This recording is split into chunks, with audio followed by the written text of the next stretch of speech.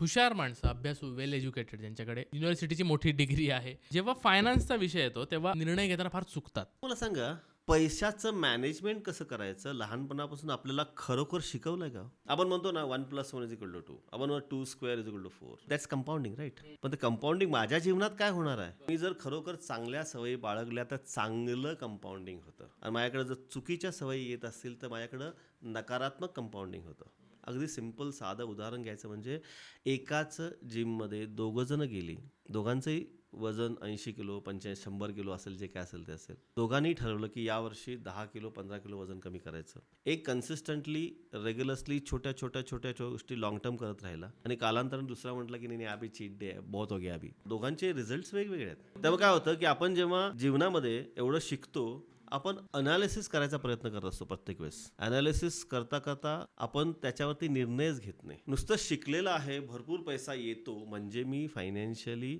सक्षम आहे असं होत नाही.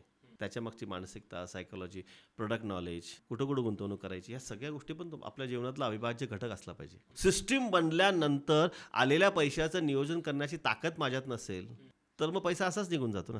पाऊस भरपूर पडला आणि त्याला जर आपण डॅम नाही बांधला तर काय होईल? पाणी वाहून जाईल ना. मला पुन्हा पाण्यासाठी 10 दिशा करावं लागेल.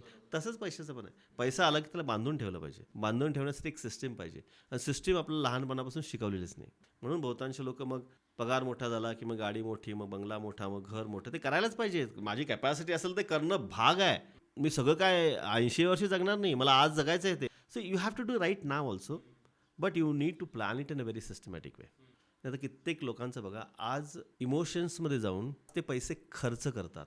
2 महिन्यानंतर त्यांना असं वाटतं की अरे यार, त्यावेळी केलं नसतं बरं झालं असतं. हे जो काही गिल्ट आहे ना, गिल्टमधून बाहेर पडण्यासाठी पैशाचं नियोजन हे करणं आवश्यक आहे. जे काही एवढे मोठे शिकलेले लोक आहेत ना, बहुतांश लोकांच्याकडे पैशाचं नियोजन नसतं.